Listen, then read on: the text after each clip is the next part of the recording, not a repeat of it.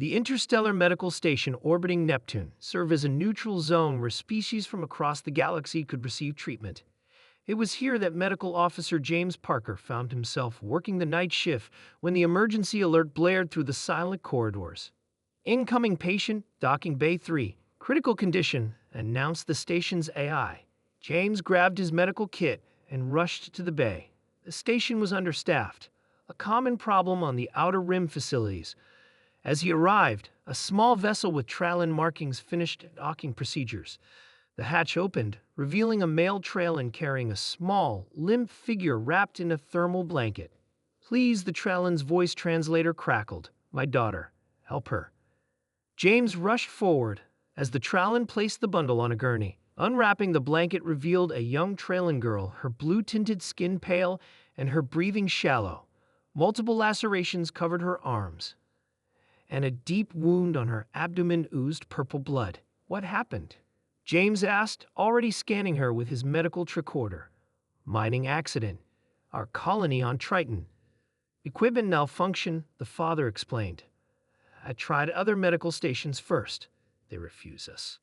James looked up sharply. "Refuse treatment? Why?" "Political tensions. The Galactic Council has sanctioned our world for resource disputes." The father's 4 eyes blinked rapidly, a sign of distress in his species. 3 stations turned us away. You were our last hope." James felt a surge of anger. Denying medical care to a child because of politics went against everything he believed in. "Well, you are in the right place now. I'll take care of her." The scanner showed severe internal bleeding and toxin exposure common in Triton's mines. James started emergency procedures immediately, administering antitoxins and sealing the worst wounds with medical foam. "What's her name?" he asked as he worked. "Lena," the father replied. "She's only 12 cycles." "Lena, I need you to stay with me," James said firmly, even though he wasn't sure she could hear him. "You've been very brave already. Just a little longer." As James wheeled her toward the surgical bay, he noticed other medical staff, a Voran doctor and 2 Helixian nurses, watching from a distance. When he called for assistance, they remained motionless. "Did you not hear me? I need help here," James shouted. The Voran doctor stepped forward slightly. "Human, the Trallan are under sanction. Treating them violates Galactic Council directives." "She's a child," James retorted.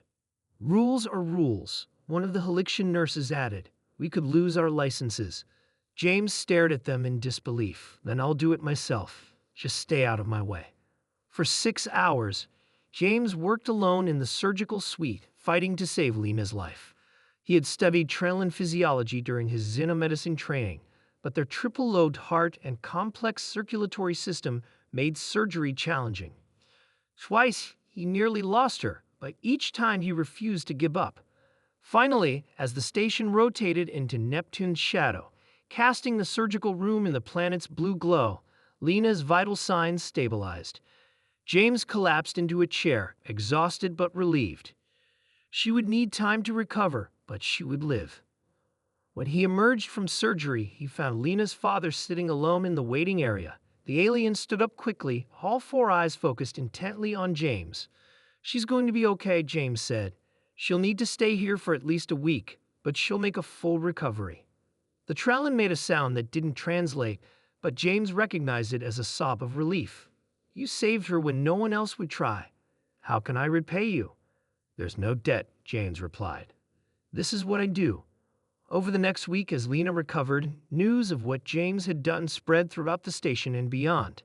The station administrator, a bureaucratic Folian who cared more about regulations than patients, called James to his office.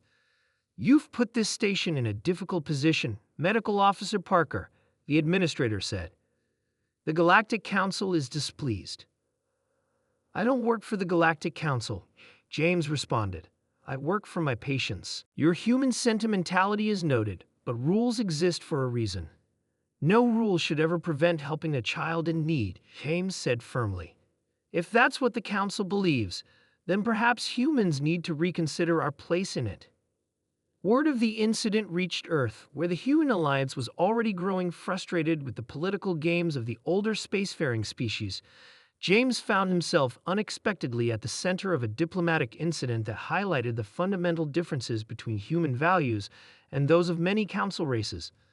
On the day Lena was discharged, representatives from 3 human colonies arrived at the station, along with journalists from across the galaxy. What had been one human's decision to help a single alien child had sparked a movement. As Lena and her father prepared to depart, she approached James with a small carved stone, a trailing gesture of eternal gratitude. "Thank you for saving me," she said through her translator. "I want to be like you when I grow up." James smiled. "What, a human?" The translation software struggled with her laugh, a healer who sees people, not politics.